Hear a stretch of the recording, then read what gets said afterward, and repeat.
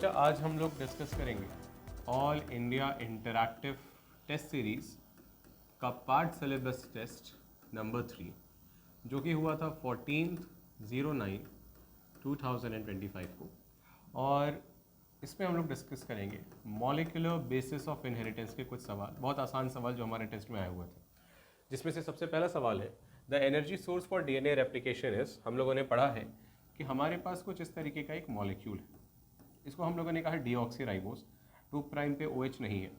फिर ये वाला जो 3 प्राइम है यहाँ पे फॉस्फेट है, ठीक है। यहाँ पे भी हमने देखा फॉस्फेट फॉस्फेट, और ये वाला पार्ट भी क्या है, फॉस्फेट। फिर इस तरफ यहाँ पे हमारे साथ जुड़ा रहेगा नाइट्रोजनस बेस, ठीक। इसको हम लोगों ने क्या बोला, खैर अगर हम लोग इसको हटा दें, इसको हम लोगों ने क्या बोला, डीऑक्सीराइबो न्यूक्लियोसाइड ट्राइफॉस्फेट। और इसके टर्मिनल के जो 2 फॉस्फेट हैं वही क्या लिबरेट करते हैं, एनर्जी। अब बाकी ये स्ट्रक्चर किसके लिए बनाता है, सबस्ट्रेट। तो इसका जो एक्यूरेट आंसर होगा वो होगा क्या, डीऑक्सीराइबो न्यूक्लियोसाइड ट्राइफॉस्फेट। अगला सवाल हम लोग देखते हैं। RNA was the first genetic material. RNA can act as both catalytic and genetic material as well. देखिए पहले के टाइम पे जब इवोल्यूशन हो रहा था तो हमको एक ऐसा मटेरियल चाहिए था जो कि कैटालिटिक प्रॉपर्टी दे सके। हमारी किताब भी कहती है कैटालिटिक प्रॉपर्टी का मतलब है जो रेप्लिकेशन भी कर सके, ट्रांसलेशन भी कर सके, ट्रांसक्रिप्शन भी कर सके, और थोड़ा सा अनस्टेबल भी हो ताकि चेंज को बहुत ज़्यादा अपोज ना करे, चेंज के साथ चलता रहे। तो RNA का कैटालिटिक होना हमारे लिए बहुत बेनिफिशियल बात है। तो बट ऑब्वियस ये बात है कि RNA फर्स्ट जेनेटिक मटेरियल है और इसके कैटालिटिक प्रॉपर्टी की वजह से ही जो रीज़न है वो असर्शन को एक्सप्लेन करता है। आगे देखते हैं। द एवरेज पॉलीमराइजेशन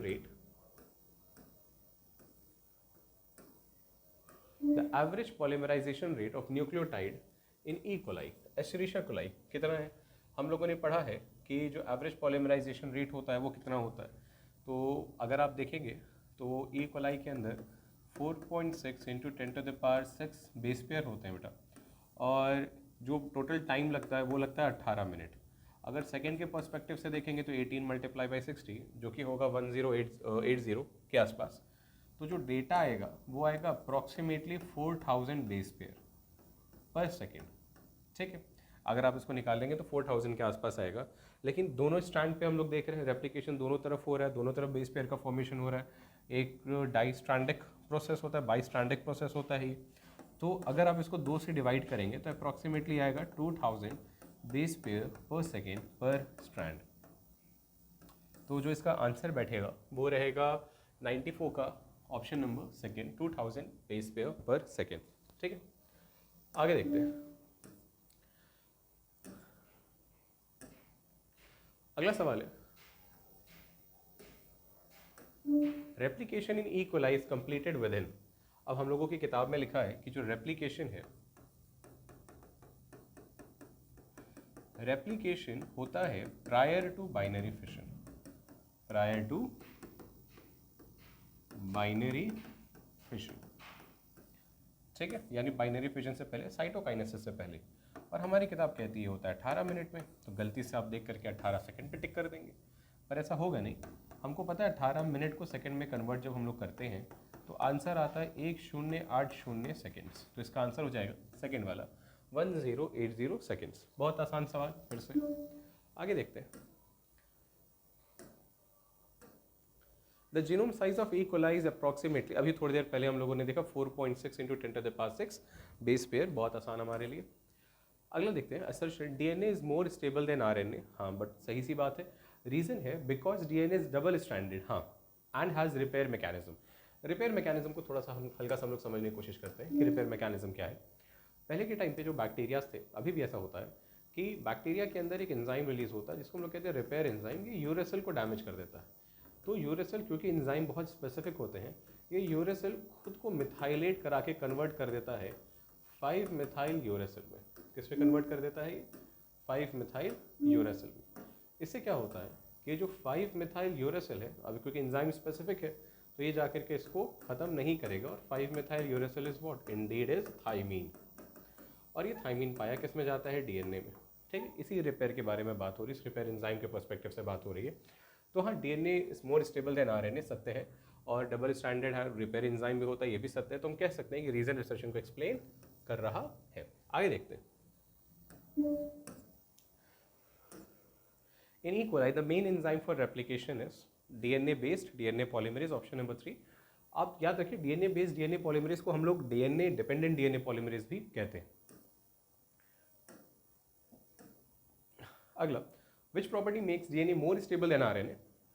बहुत आसान है, डबल स्टैंडर्ड कॉम्प्लीमेंट्री स्टैंड, ठीक है, डबल स्टैंडर्ड रहता है तभी तो डीएनए ज़्यादा स्टेबल है। अच्छा, एक चीज़ और, मॉलिकुलर लेवल पे डीएनए और आरएनए की स्टेबिलिटी अलग हम देखते हैं। मॉलिकुलर लेवल पे हम देखते हैं कि थाइमीन है, यूरेसिल है, लेकिन अगर हम एक बल्क पर्सपेक्टिव पे देखेंगे, एक मैक्रो मॉलिकुलर पर्सपेक्टिव पे हम देखेंगे, तो हम देखेंगे हाइड्रोजन बॉन्ड है, डबल स्टैंडर्ड स्ट्रक्चर है, उस पर ओवर वो है, स्टैकिंग है, एक बेस पेयर के ऊपर दूसरे बेस पेयर की, तो दोनों का पर्सपेक्टिव अलग है। यहाँ पे इन जनरल हमसे पूछा जा रहा है कि स्ट्रक्चर के बेसिस पे, तो हम लोग देखेंगे double standard.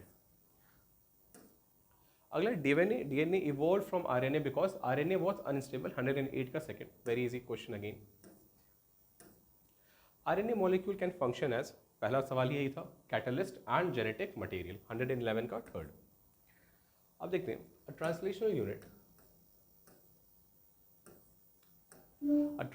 Unit begins with AUG, ये बात सत्य है। AUG is recognized by the initial tRNA, ये भी बात सत्य है। तो हम लोग कह सकते हैं translation unit begins with AUG is recognized by initiator tRNA, तभी तो भाई इनिशिएटर tRNA ही ट्रांसलेशन की स्टार्टिंग करता है, जाकर के पी साइट पर अटैच हो जाता है। तो इसका आंसर हो जाएगा A and R is true and R explains A, ठीक। The first genetic material on earth was RNA, बहुत आसान। A biologist is studying codons. He notes that there are 64 codons but only 20 amino acids. Why? क्योंकि triplet code produces extra codons. हमको पता है कि हमारे पास पहले हमारे पास था आइडिया नंबर 1 कि एक नाइट्रोजनस बेस एक अमीनो एसिड को कोड करेगा, तो पता चला 4 कोड हो रहे हैं, 16 कोड नहीं हो रहे हैं। फिर हमारे पास था आइडिया नंबर 2 कि 16 है, 16 मान लीजिए डुप्लेट है, डुप्लेट के केस में हमारे पास क्या था कि AUGC, तो ये हो जाएगा AAAUAGAC हो जाएगा। तो डुप्लेट के केस में 16 कोड हो रहे थे, मान लीजिए 4 अमीनो एसिड कोड नहीं हो पा रहे थे। आइडिया नंबर 3 में आया कि भैया इसको ट्रिपलेट बना दीजिए। इसके साथ बढ़िया चीज़ क्या हुई कि 64 कोडॉन्स मिले, तो अमीनो एसिड सिर्फ 20 थे, यानी कि एक अमीनो एसिड के लिए मल्टीपल कोडॉन्स रिस्पॉन्सिबल थे। तो आंसर हो जाएगा triplet code produces extra codons and much extra codons, बहुत सारे बनाता है। Adapter molecule predicted by Crick was tRNA. Very obvious question. 19. DNA polymerase synthesizes. अब देखेंगे ये क्वेश्चन जो है ये थोड़ा सा हमारे लिए समझने में बहुत आसान है, हम इसको गलत भी कर सकते हैं, लेकिन हम कोशिश करेंगे कि हम इसको गलत ना करें। एसर्शन हमसे ये कह रहा है कि जो सिंथेसिस होता है वो 5 प्राइम से 3 प्राइम होता है।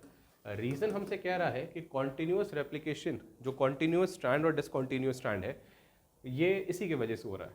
पर मसला क्या है ना कि हम गलती ये कर देते हैं कि यहाँ पे जो रीज़न है, ये रीज़न अगर हमारे लिए असर्शन होता और ये असर्शन हमारे लिए रीज़न होता तो ये करेक्ट एक्सप्लेनेशन होता।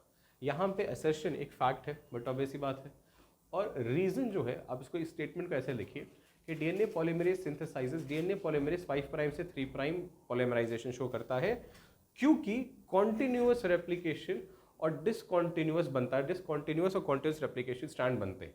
तो इसका कुछ तुक नहीं हो रहा है। अगर ऐसा होता कि कॉन्टिन्यूअस और डिसकॉन्टिन्यूअस स्ट्रैंड इस वजह से बन रहे हैं क्योंकि 5 प्राइम से 3 प्राइम हो रहा है, तब वो सही होता।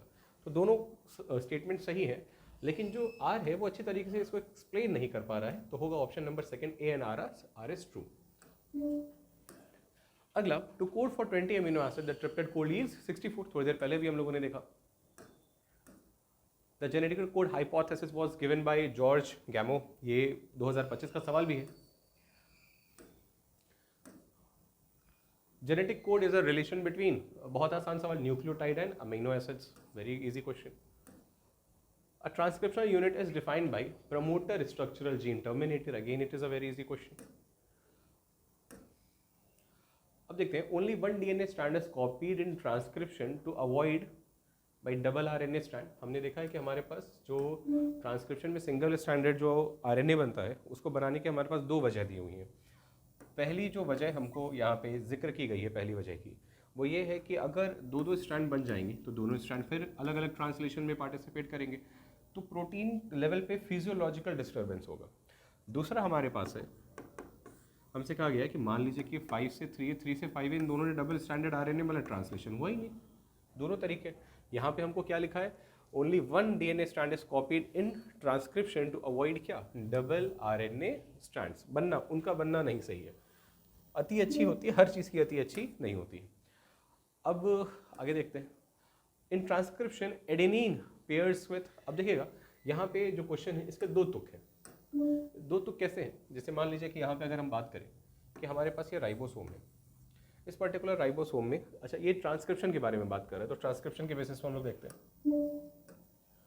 जैसे मान लीजिए कि यहाँ पे हमारे पास ये डीएनए है और ये डीएनए ट्रांसक्रिप्शन के थ्रू होकर के जा रहा है, यहाँ पे आरएनए। मान लीजिए कि यहाँ पे हमारे पास एडेनिन है और ये यूरेसिल है, इसके कॉम्प्लीमेंट्री जाएगा, तो ये जो यूरेसिल है ये for a very short period of time pairing जैसा दिखता है, तो उस पर्सपेक्टिव पे यहाँ पे आंसर हो जाएगा डीमेथाइलेटेड थाइमीन। क्या बोला हम लोगों ने, डीमेथाइलेटेड थाइमीन। डीमेथाइलेटेड थाइमीन को ही हम क्या कहते हैं, यूरेसिल, और मिथाइलेटेड यूरेसिल को हम लोग कहते हैं क्या, थाइमीन। अच्छा अगर यहाँ पे लिखा रहता आफ्टर ट्रांसक्रिप्शन तो इसका आंसर हो जाता नोटा, लेकिन क्योंकि इन ट्रांसक्रिप्शन है, ड्यूरिंग प्रोसेस है, प्रेजेंट परफेक्ट कॉन्टिन्यूअस के बेसिस पे बात कर रहा है, तो हमारा जो मोर एक्यूरेट आंसर होगा वो होगा डीमेथाइलेटेड थाइमीन। अगला है protein synthesis elongation involves peptide bond formation because amino acids are joined sequentially according to codon order. ये भी सही है कि प्रोटीन सिंथेसिस जो होता है इलोंगेशन के टाइम पे वो तभी हो पाता है क्योंकि अमीनो एसिड एक के बाद एक के बाद एक आते चले जाते हैं, और आते हैं सीक्वेंशियल ऑर्डर में आते हैं, एनर्जेटिकली फेवर्ड होता है, और तभी जा करके आपका प्रोटीन बन पाता है। तो इसका आंसर हो जाएगा A and R is true and R explains A. अच्छा UTRs are present in mRNA. UTRs is what? UTRs is untranslated region. They are needed for efficient translation. Of course, they are needed for efficient translation. They do not translate, but they are needed for efficient translation. तो इसका answer होगा A and R is true and R explains A. ठीक है। Transcription copies information into, यहाँ पे देखिएगा ये भी एक बहुत अच्छा सवाल है, बच्चे अक्सर इसमें गलती कर देते हैं। अब देखिए हमारे कॉपी में लिखा है कि जो एक डेफिनेशन दी हुई है जीन की, तो उसमें लिखा है कि जो जीन है, मान लीजिए जो डीएनए है, ये डीएनए अगर आरएनए भी बनाएगा और mRNA भी बनाएगा, साथ ही साथ अगर ये टीआरएनए भी बनाएगा, तभी हम इसको जीन कह सकते हैं। अच्छा एक डायग्राम हमारे पास ये भी है जिसमें mRNA लीनियरिटी शो करता है सेंट्रल डोमा की, कि लीनियर प्रोसेस है, और mRNA ट्रांसलेशन शो करता है और प्रोटीन बनाता है ट्रांसलेशन के थ्रू। ठीक है, तो बच्चे अक्सर गलती कर देंगे, कहेंगे कि भाई ट्रांसक्रिप्शन में जो इन्फॉर्मेशन कॉपी होती है वो mRNA में होती है। गलत है, क्योंकि mRNA में तो कॉपी होती ही होती है, बाकी सब में होती है, बस mRNA क्या करता है, उस इन्फॉर्मेशन को प्रोटीन तक लेके जाता है, rRNA tRNA लेके नहीं जाता। लेकिन अगर rRNA tRNA भी ट्रांसक्रिप्शन के थ्रू ही बनता है, तो इसका जो करेक्ट आंसर होगा वो होगा ऑप्शन नंबर 4। देखिए replication in E coli begins at a specific site called origin of replication, बहुत आसान सवाल। Discontinuous replication fragments are joined by molecular glue, molecular glue को हम एक और नाम से जानते हैं जिसका नाम है लाइगेज, क्लास 6 बायोमोलिक्यूल्स एंजाइम। अच्छा continuous DNA synthesis occurs in which strand, याद रखिएगा ये पूछ रहा है कि किस स्ट्रैंड में हो रहा है, तो ये हो रहा है 3 प्राइम से 5 प्राइम और सिंथेसिस होती है 5 से 3, तो आंसर हो जाएगा 3 prime to 5 prime template strand. ठीक है, replication occurs at a small opening called replication fork, और रेप्लिकेशन फॉर्क का डायरेक्शन वैसा ही होता है जैसा डीएनए हेलिकेज का डायरेक्शन होता है।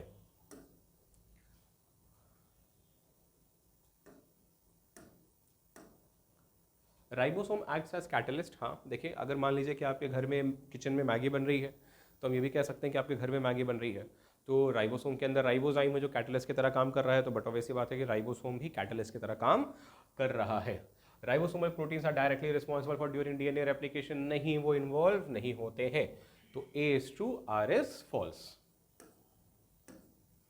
Initiated tRNA binds to AUG codon, अब देखते हैं यहाँ पे जरा इसको, यहाँ पे हमारे पास नोडॉक लूप है, इस नोडॉक लूप को हम कहते हैं एंटी कोडॉन, ये होता है यहाँ से लेके 3 प्राइम से 5 prime, so this will be what 5 prime से 3 prime mRNA।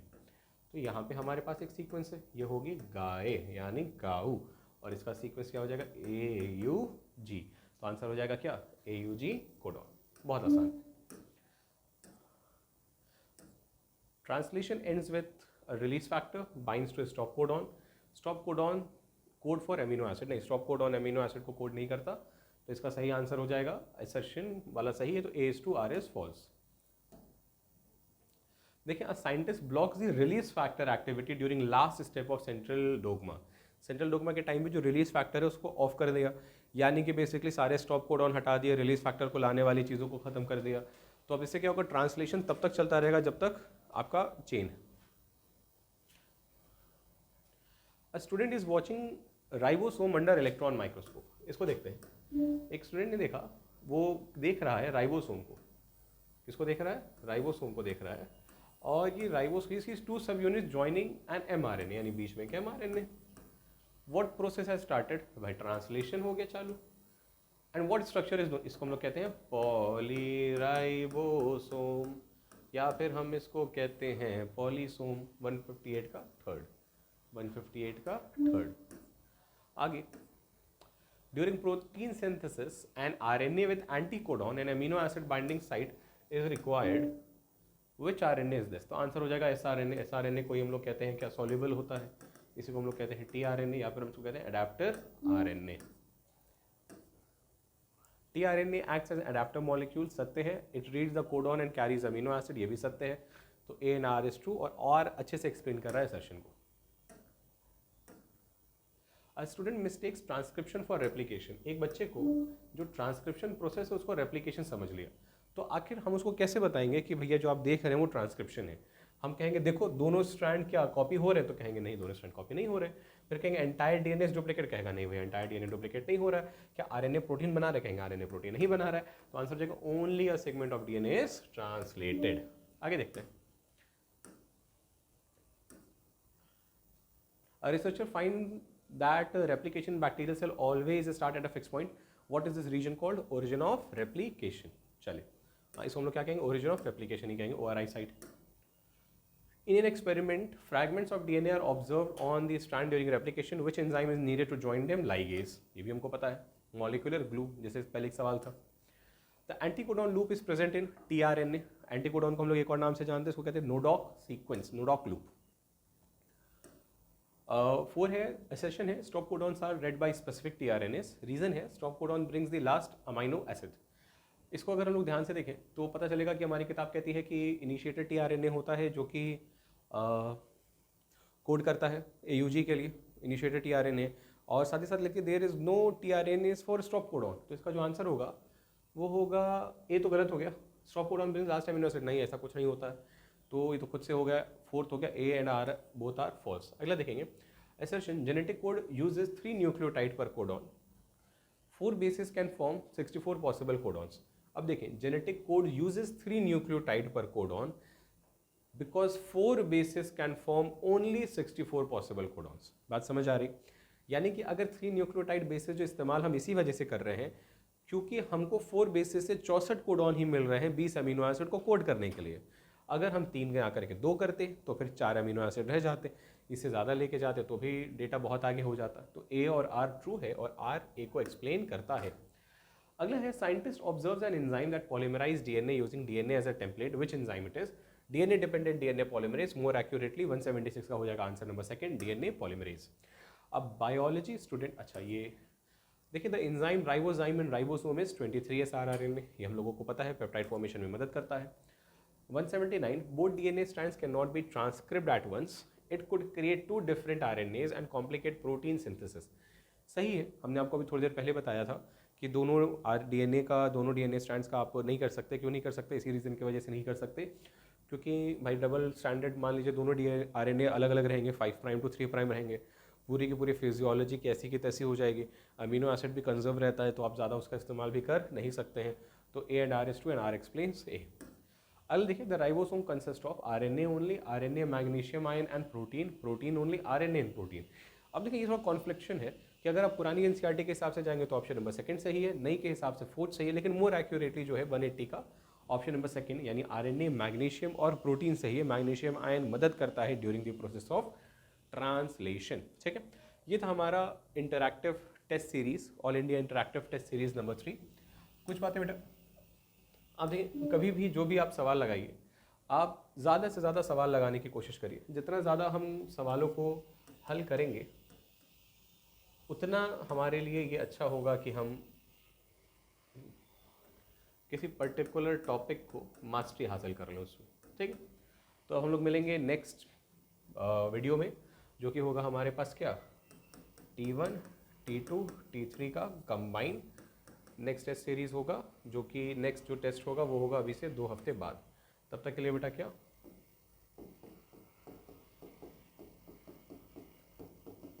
All the best.